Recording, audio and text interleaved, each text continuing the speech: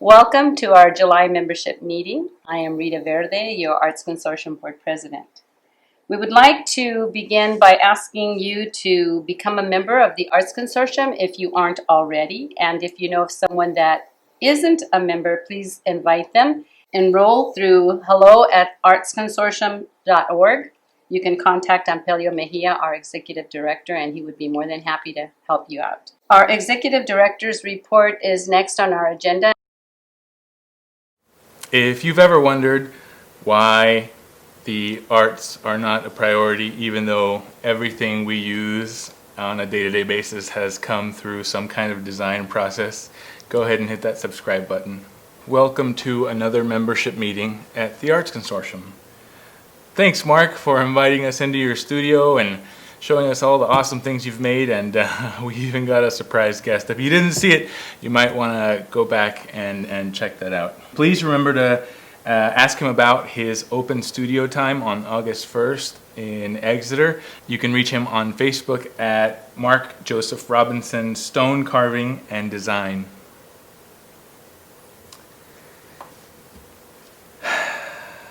After a very serious amount of consideration, of dialogue, and of improvised solutions, we at the Arts Consortium have decided to forego the 2020 Taste the Arts Festival.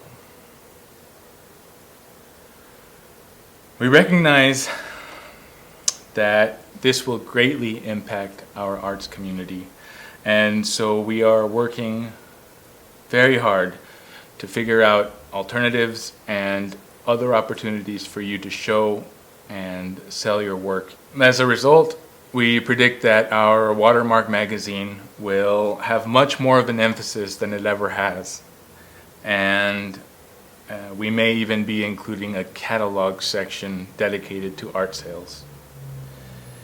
If you're interested in helping us come together and brainstorm ideas for how we can make sure that some of the losses from the cancellation of Taste the Arts might be mitigated, then please join us on Thursday, July 16th at our brainstorming session that we will have with one of our board members, David Daniels, possibly other board members.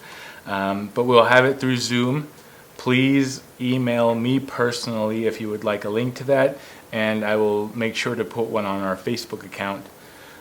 If you know somebody who has a deep interest in making sure that we can provide these opportunities but has no access to the internet, please let us know. Please help us figure out a way to include them in this process.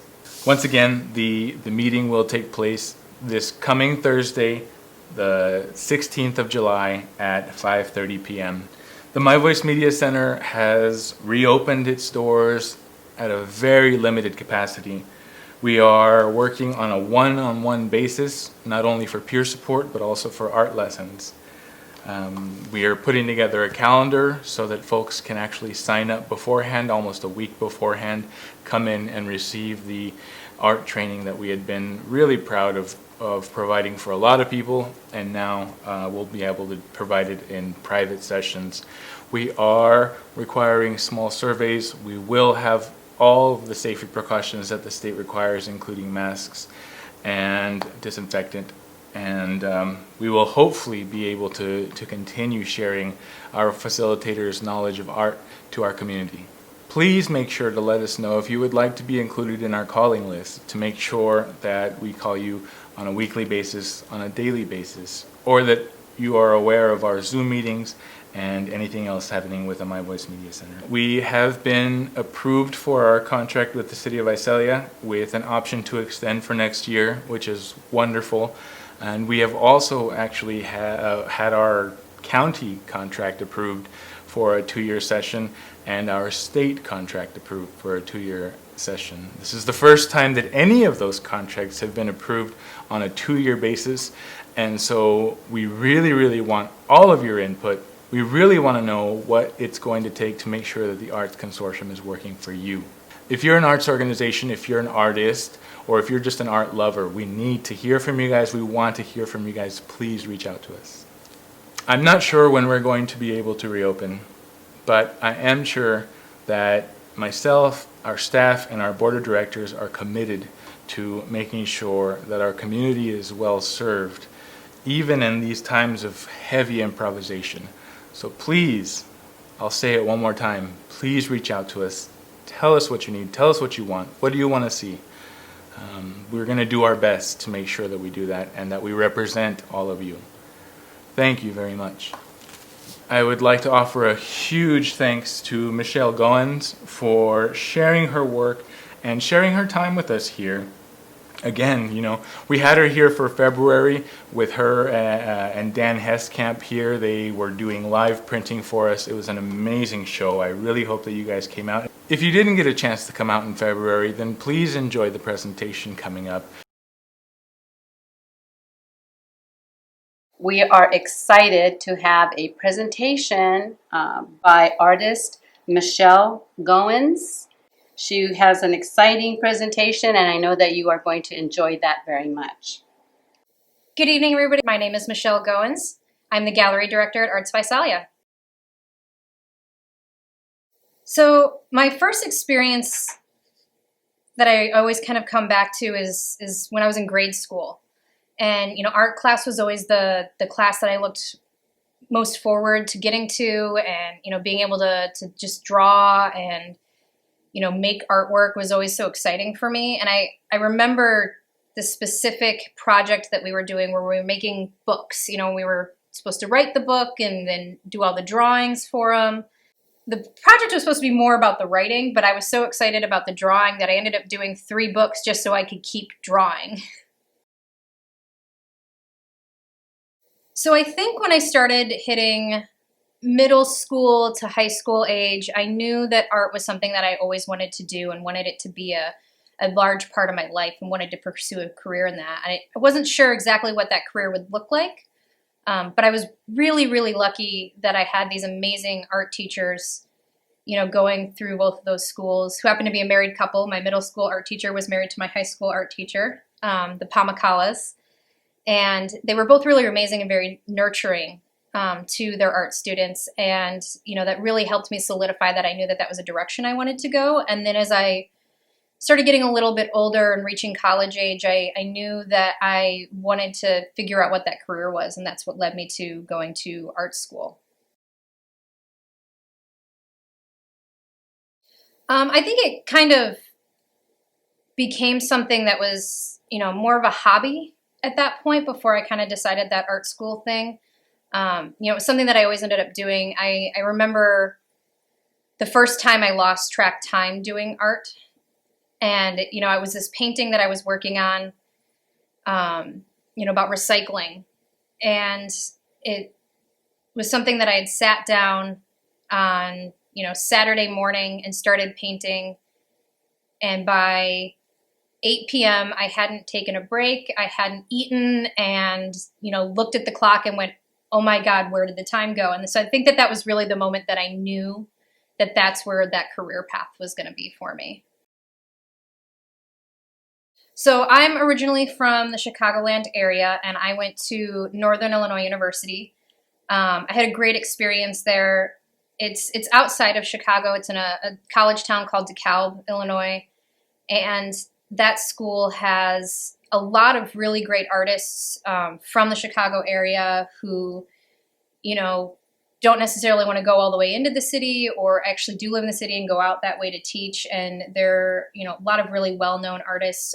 Michael Barnes was, my printmaking mentor there, and he is an internationally known printmaker. Jeffrey Todd Smith is another amazing artist. He's a painter, and he taught there as well. So I got really lucky in the caliber of instructor that I was able to work under there. And I think that my work really transformed going to art school. So I think no matter where the school may be or what school it is, I always recommend it to people. In the 3.5 years that I was there, it was leaps and bounds in what I was able to do. When I was in high school, my work was really more about trying to just recreate images. So whether it was recreating a still life or painting something from a picture, there wasn't really anything I was trying to say with that work. And so part of what I really got out of going to college and art school was learning about conceptualizing my work and having something to say and having a meaning behind what I'm doing, and not just making something just to look pretty. And there's nothing wrong if that's what you want to do. If you want to just make work that looks nice and pretty, I think that that's fine. But for me, it really became more impactful by being able to say something with my work. So not only, was I able to evolve my work skill-wise while I was there, I was able to go from having nothing to say to being able to talk about things that are important to me within my work. So I would say that one of the things that's changed was one of the career paths that I considered early on was being a tattoo artist. When I was a kid, I had an uncle who had tattoos, and I thought that they were just like the coolest thing on the planet. And at one point, like the Miami Ink, shortest shows started coming out, LA Ink, that sort of thing. And before that point, I never thought about the idea that you could make a living being somebody who created the tattoos. And so that was what kind of drew me to it initially. And so I was very influenced by, the aesthetic and the culture of tattoo. And I actually apprenticed as a tattoo artist for a little while, and made tattoos. And it was a great experience. And I realized at some point that it wasn't quite for me. While I was working within the tattoo shops that I worked at and making tattoos, a lot of it is, it's commission-based. You're making what somebody else wants. And I think that can be great, and I think commission-based works are fun. But at some point, you do get a little burnt out, and I realized that wasn't a path that was going to work for me. I was doing a lot of the same style and the same image over and over again. And as much as you try to talk that person into not getting the same thing that you just did 2 times already that day, it's their tattoo and you have to follow that. So I think that was one of the big reasons that kind of pulled me away from it. I still love tattoos. Obviously, I have them. And I like the tattoo culture. But at the same time, I realized that it wasn't the path for me. And so I readjusted what my goals were and what I wanted my work to be about and what I wanted it to look like. And so I think that what inspires me now is work that has something to say, and isn't just about how cool it looks. And as much as tattoos can have meaning, it comes down to how cool it looks, ultimately, I think. And so conceptual art and fine art and contemporary art now, I think, is a lot more about what you have to say and what the meaning is behind it. And for me, I think that that's where my inspiration comes from more. I don't know that I can ever pick a favorite.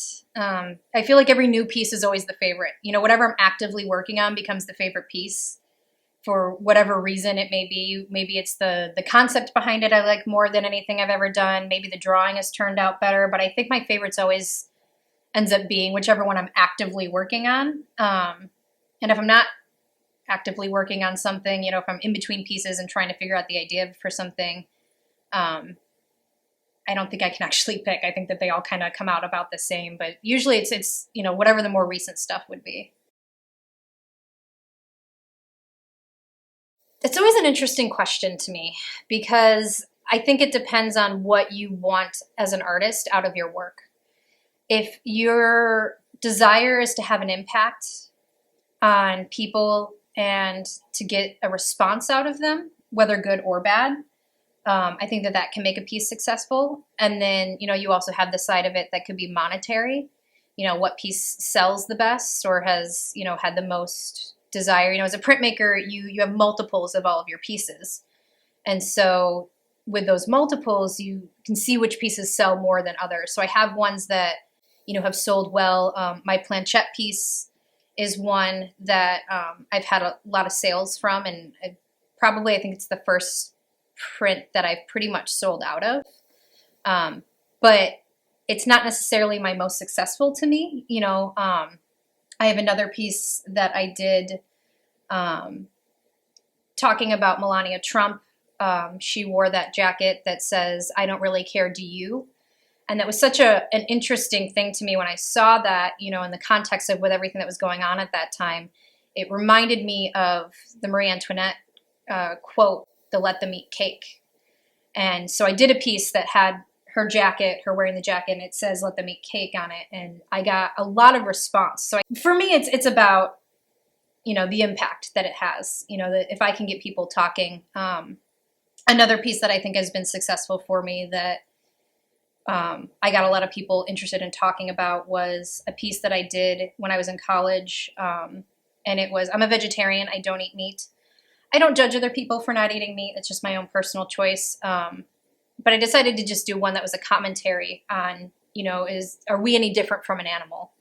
And so it was butcher block maps.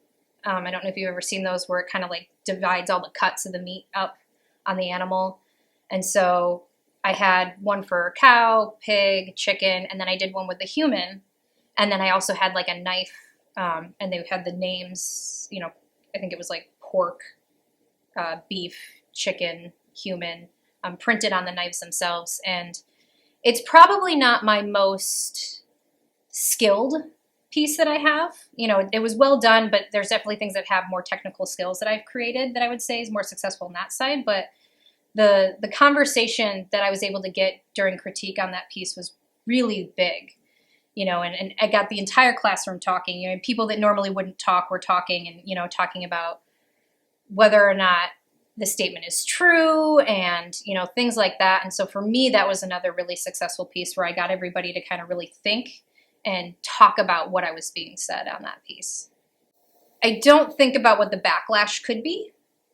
It's a stance that I'm making, and it's a belief system a lot of times. And so I'm always interested to see what other people might say, but I never try to predict what that statement or thoughts that they may have would be. I think that's part of the fun of, creating work that gets people to talk, is that if you can get them to talk, you can see what their thought process is. And, if you try to predict it, I think it influences the work too much. So I just try to say within the piece what I want to say and see what the counters to that would be.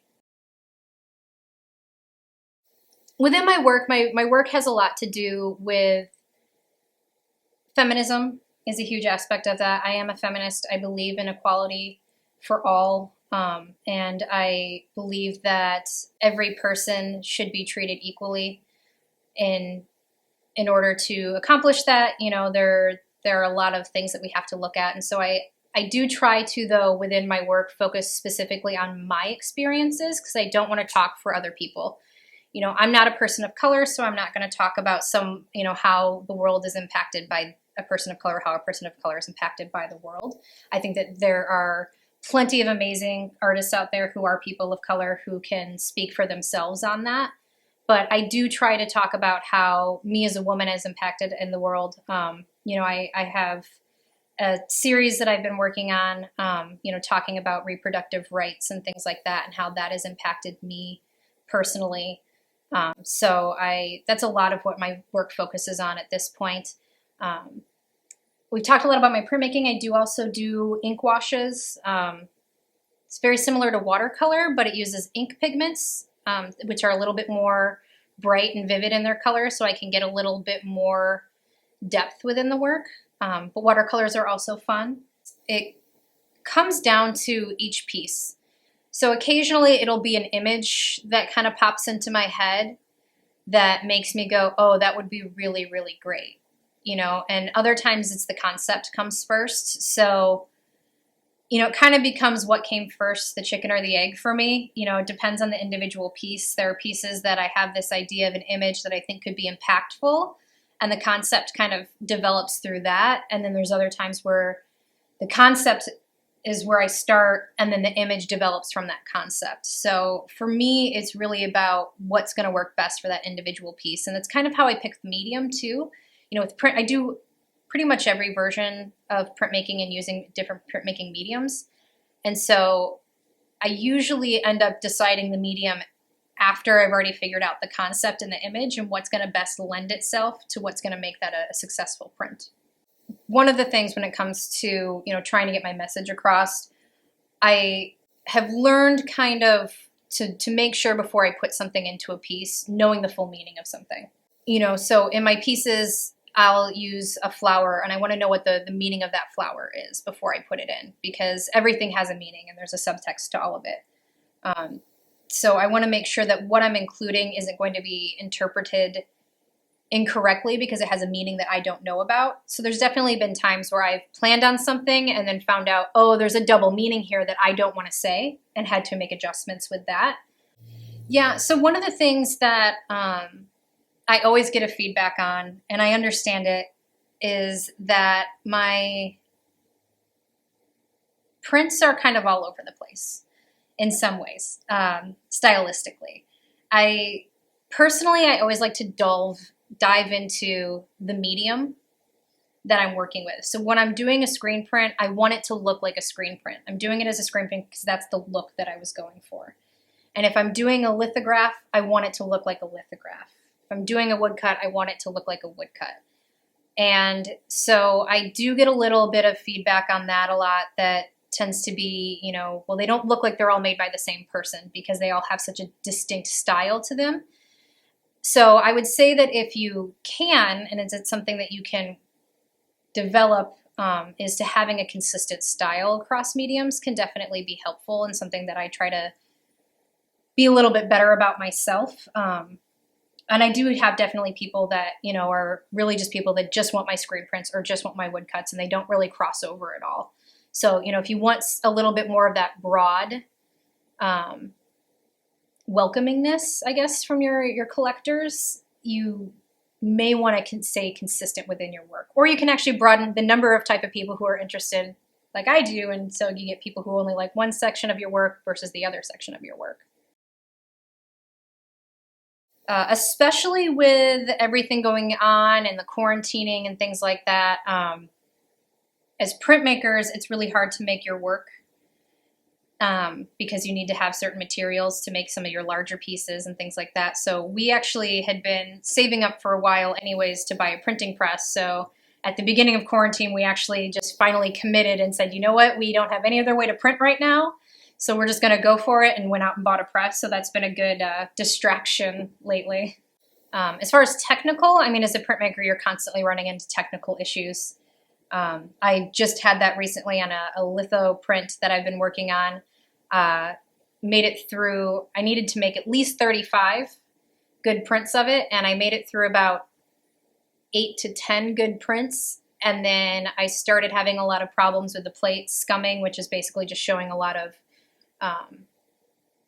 ink on the plate that I didn't want to show up. So there's a lot of parts showing up on the plate that shouldn't be there and on the print. And so tried fixing that, and in the process of fixing it, I actually ruined the plate. So now I just have to go back and redo it. And so sometimes as a printmaker, you just kind of have to say, well, I guess we're starting over, and make it work from there.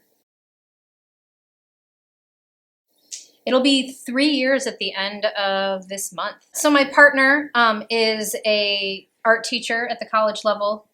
He applied here to COS to teach and was accepted, so we moved out here.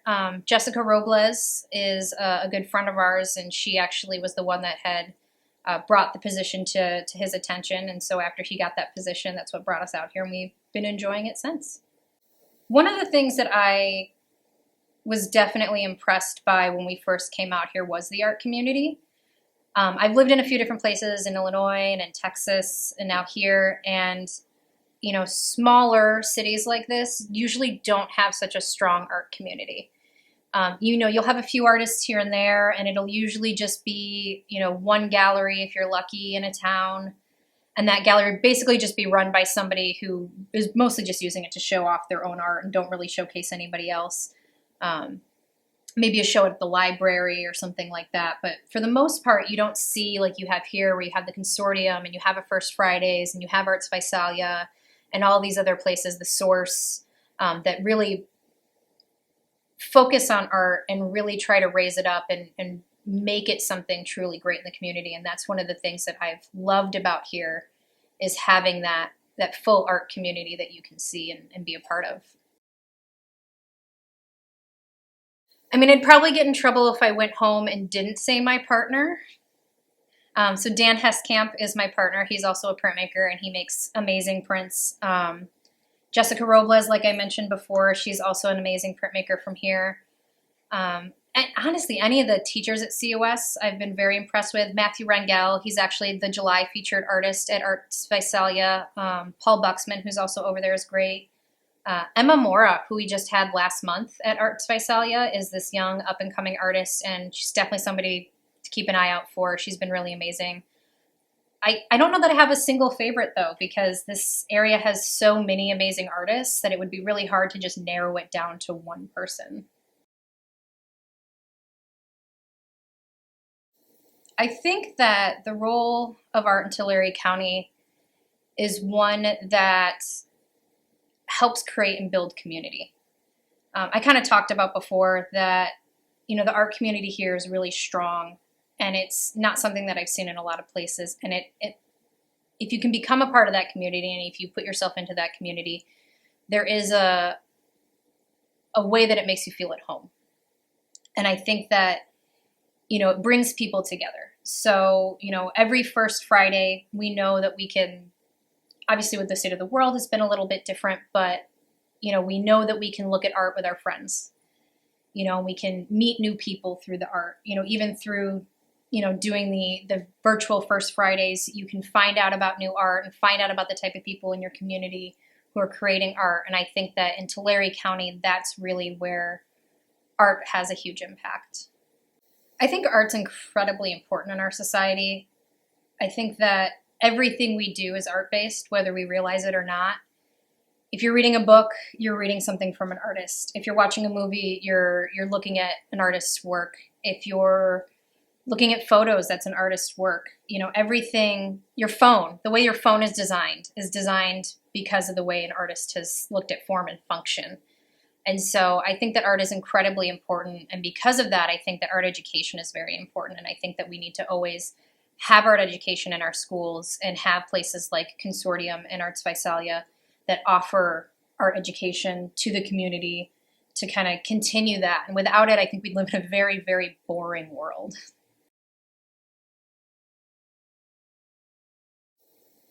It's very tough. Art is not an easy field to go into. I myself, after I graduated with a bachelor's degree in art, I actually spent a really long time not working in an art field. I had jobs that were great jobs, and I got paid decent money, but they weren't in art. And it actually took me 6 years after graduating to actually finally break into a field that was art related, that I was making money from. And so if it is something that you want to pursue, just know that it may be a very long and hard process, but you just have to keep working and keep evolving your work and, to continue to expand what you're doing and put yourself out into the community. I think one of the mistakes that I've seen a lot of people make, and I made myself for a little while, was not really making myself part of the community and just expecting to still get that impact. I found that once I started volunteering at places that were art centers and, talking to more people, that helped expand not just my art knowledge and my abilities, but also made it so that I, had more of the skills that I needed in order to pursue a career with art. I think that this area has a great opportunity, but it can be a little hard. When you're looking at the number of opportunities, it is limited.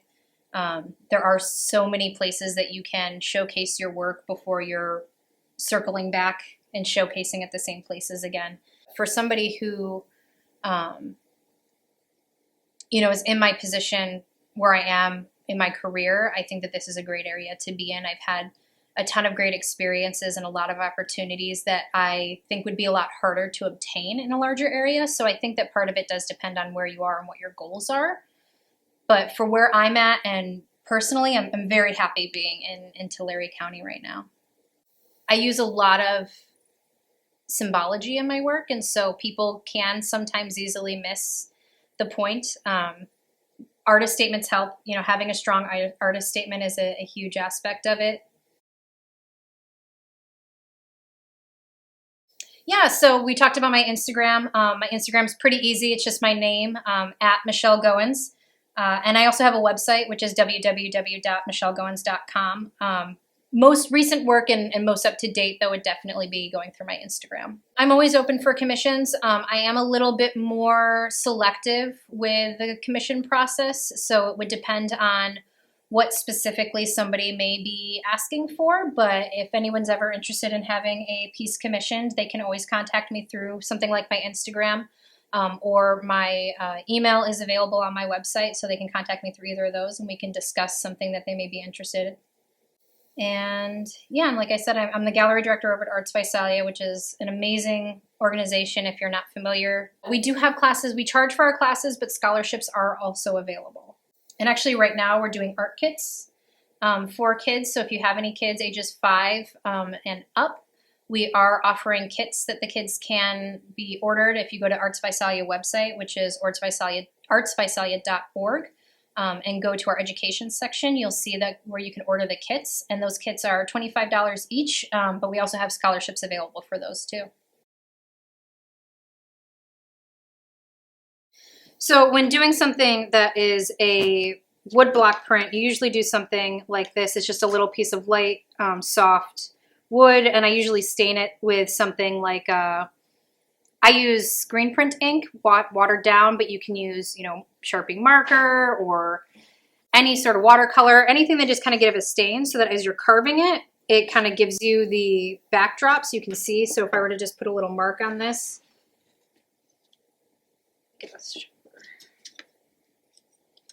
so if I carve into it, you can see where you're making your marks and be aware of that. There's also linoleum out there, which works pretty much the same way as well. You can get most printmaking supplies at somewhere like a Michael's. They have Speedball, makes most of the supplies that you can use and get. So if you are interested in doing this process, most of the stuff that I'm showing you is available there. You also have a wooden spoon. You can find at thrift stores or in your own kitchen. These are what we're going to be using to do the transfers. So these are, you know, cheap, easy ways to make a woodblock print. So you can see with this, it's got a little bit of feeling, so I'm going to just carve. So you can see this is the block that I'm going to be carving, and just kind of carve some of that out. Gives you an idea of what things look like.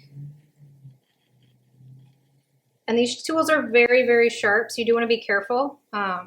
You can easily cut yourself. I've done it many, many, many times. So you do want to try to keep your fingers away, and you always want to push away from yourself while you're carving so that you don't hurt yourself. And just slow movements. You know, curves are a little bit harder, that sort of thing. And what you do is, before you do anything like that, when you're on this block, you can just draw out what you want to carve. And what you're carving is the white spaces. So anything that's white, when you print it, will show white. So only carve out your white spaces. Anything that you want to be black, don't carve that. It's the easiest mistake to make is end up doing it reverse, and then it isn't going to turn out the way that you thought. So we'll just do a few more marks here. Can you explain your tools too?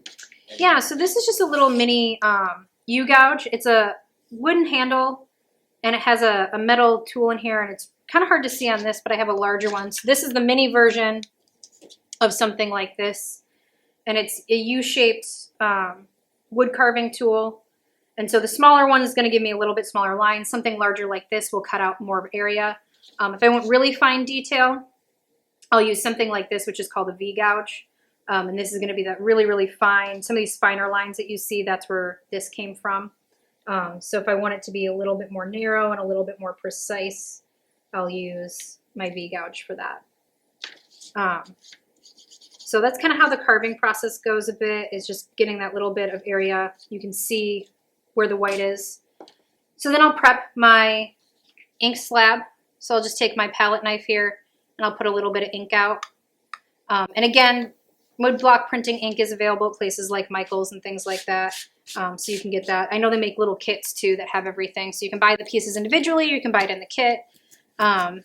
So just rolling out the ink. And you want it nice and even and consistent, going in multiple directions. And making sure to lift the brayer up as well when you're rolling it out. And this is called a brayer. And you just want the ink nice and consistent on there. This one's a little old, so it does have some divots, so I do have some trouble sometimes getting the whole thing completely coated, but newer ones should be pretty consistent. And you don't want too much. So it's really easy to overdo it. There's a, I'll see if I can get the sound to come through on this, but there's like a hissing noise that you kind of want to go for. So if you listen really closely as I'm moving the brayer back and forth, that should be the right consistency of the ink.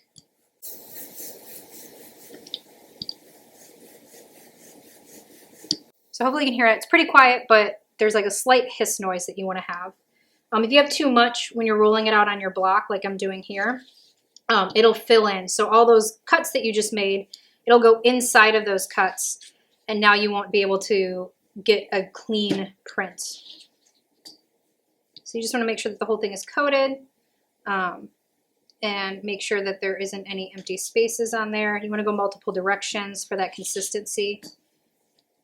Yeah, and so there are two main ones that you're going to see are woodblock and lino cuts out there. I believe the stuff at Michael's, it's more of like a foam material, but basically the wood cut is literally, it's made of wood. So woodblock is just literal wood that you're going to be carving into. You want something that's a little bit softer, but not too soft. If it's too soft, the lines will actually deteriorate on you. But if it's something that's a good softness, birch is always really popular. MDF is a popular one too. It's pretty soft, but it's easy to carve for MDF. So you just kind of have to play around and see what you like best. These are just little blocks that I got from a company called McLean's. They're a printmaking supply company. And they're just cheap and easy, you know, ones to use. But you can literally go to the hardware store and find, you know, MDF. I have blocks and blocks of MDF at home that I've gotten it from there. So, but I've done birch and things like that too. Just depends on what your budget says and what your preference comes down to. There's also linoleum. Linoleum is, it's literally linoleum, almost like you would see on your floor. But this is made specifically for printmaking. So there's two different types of versions. There's unmounted, which is what this is. So it's just linoleum. There's nothing more to it than that. And you can carve into this and use it just like you would the blue block. They also have mounted, which is, it comes where the linoleum is actually mounted onto the wood board like this. So if you're printing in a press, it can be kind of nice to have that extra thickness, but it's not necessary. Kind of, again, it's a lot of personal preference. Printmaking, there's about 1,000 different ways to do everything. So a lot of it just comes down to what you prefer versus what you don't prefer. And sometimes, you know, cost comes into it because printmaking is not a cheap medium, unfortunately. Especially if you're like me and you have a printing press at home and you went and spent a lot of money on a press. Those aren't cheap either. So we've got it all inked up now. And I've just got a little bit of paper here. This is a ragstock paper. So it's a little bit thicker, nicer paper. I believe this is Reeves BFK. That's my personal favorite. It is a little bit pricier on paper, but I do like it. Canson edition is another decent one. It's a little less expensive than BFK, but pretty similar in consistency of quality. You can use Bristol paper, any sort of paper. You just need something to transfer the matrix, and the matrix is your image. So this block, now that I've carved it, is called my matrix. And that's where your image is coming from. It's got some Latin etymology there for you. So if you're interested in learning about that, look up the word matrix. You can learn a little bit more what that means and where it comes from. But what I'm going to do for hand printing is I'm just going to lay my piece of paper directly on top of the block, trying to center it as best I can. And then I'm going to take my wooden spoon and I'm going to take the back of the spoon. So not the part that you would put your food in, the other side. And I'm going to rub. And just do it in a nice circular motion across the whole thing. And as you're doing it, you may actually kind of see a little bit of an imprint coming through. And that's good. That's what you want to see. If you're not seeing much of an imprint, you need to put more pressure down. And I tend to end up going more on the edge, like this edge right here of it, just to kind of get that little bit more of a pressure and angle that works best for me. So you may have to do this a few times to figure out what works best for you. And it does take a little while. I usually only do hand printing with small stuff like this because it is a little laborious and a little difficult from time to time to get it consistent. But it's still fun and it's still a great way to make a print. If you are doing something like those kits at Michael's that I mentioned, the foam is a little bit easier to use to make that kind of stamp. And that's essentially what this is. You know, if you've ever used a stamp, not like one that you would mail out in the mail, but like an ink stamp, that's essentially what we're creating here. It's the same idea as what those are. And that's probably the thing that people are most familiar with printmaking is stamps. Your money is all made with a form of printmaking. There's also screen printing out there. That's a very popular form of printmaking. You know, if you have a t-shirt with an image printed on it, it was probably screen printed. And I know I said to use the other side. Sometimes I'll use this side just because that edge will feel a little bit better for getting that image transferred. This isn't paper. So like I said, it's rag stock. So there's actually fibers in it. This is paper more to like money type paper. Not exactly. I mean, that's a very specific type of paper that you can't get. But this is something that would be a little bit more consistent with that. This is paper that you don't cut. You actually tear this paper. And it has two different sides to it. So there's a rougher side and a smoother side. So the front side, I know one of these pieces, it's probably hard to see, but there's actually a watermark on here. And that'll tell you what the front side versus the back side is. So you just kind of have to watch that, but you can actually see it says Reeves BFK. So yeah, so with the watermark, that kind of can help tell you which side the front and the back is. And it can be a little hard if you don't know what the paper feels like to know what the front and back is just from feeling. So that's the easy way to know with the higher end papers that are rag stocks. But the paper that like we're used to is like computer paper, things like that. Those are very thin papers. They're made with paper pulp, and there's not any fiber in that. So it feels like we probably got it pretty good transferred. So I'm going to go ahead and I'm going to lift up, and I'm going to lift straight up because if I shimmy it, I may get ink in places that I don't want. So lift straight up and flip it over. And so you can see it's a little what we call salty in printmaking. So all of this white where we wanted black is called saltiness. So that just means that I probably need to add a little bit more ink to my slab and make sure that I get a little bit more ink on my matrix here, my wood block. But otherwise you can see it mirror images. So if you're doing words, always make sure that you do your words backwards. Whatever you're doing will be a backwards image when you're done. Very common mistake the first time people do printmaking and try to do a word is they end up doing a word and writing it on their wood block forwards like they normally would read it, and then when they go to print it, it ends up being backwards. So just always kind of keeping that in mind. You're going to have a reverse image. But yeah, so that's the basics of how to do a hand printed woodblock print. With the additions, you typically would decide I want to make 8 of these, and you would limit it to 8. Now you may make 12 because something like this would happen where it's a little too salty. So you want to keep doing it until you get something that's pretty clean and consistent. I have another one that I've done before I would be a little bit happier seeing. That's got like the less saltiness. There is still some, and with hand printing, you're almost always going to get at least some saltiness. So there's no way to really avoid that. But this is a little bit more consistent than what I'm seeing in this one and would be happier with, just to kind of compare the darkness of them. So this would probably be something that in the printmaking world we call an artist proof or a trial proof. So although I made it and it exists, I'm not really making it part of my edition. My edition will be that 8 that I'm planning on. So I'll keep printing until I have at least 8, let's say if that's what I'm making my edition, good ones that I'm happy with. So sometimes you end up making 12 or 20 until you get to the number that you're looking for. Sometimes you just give up and decide the edition will be smaller than you were planning on. But yeah, so from there you would just keep doing that until you get all the ones that you want. Let them dry. They do take a couple of days if you're using an oil-based ink like I am. They usually take about a day or 2 to get dry enough to really be able to touch. So you want to let them sit where nobody's going to disturb them. Your cat's not going to walk on it. Your kids aren't going to touch it. Somewhere safe where they won't be disturbed so they can fully dry. If you're using a water-based ink, they should be dry in just a few hours and you won't have to let them sit quite as long. I think if you're doing something like I mentioned before, the Michael's kits and supplies that they have from Speedball, I believe that is a water-based ink. But if you do have oil-based inks that you want to use, just remember, let them dry for a while and they need a few days. When you're cleaning up, make sure your brayer is fully clean.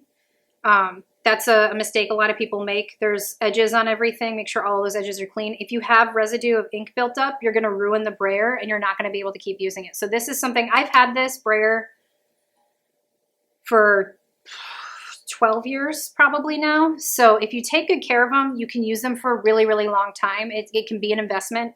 And so if you're taking care of them, they're reusable. You can use them over and over and over again. If you're not taking care of them, you're not cleaning up your supplies, they will get ruined. They will stop working. You'll have to replace them more frequently. So taking that extra minute to make sure it's fully wiped down and everything came off, it'll help you out a lot in the long run. Thanks everybody so much for coming out to Arts Consortium. Again, my name is Michelle Goins. I'm the gallery director at Arts Visalia, as well as a printmaker and artist. And you can find my work and contact me through michellegoins.com or on Instagram at @MichelleGoins. All right, have a great evening.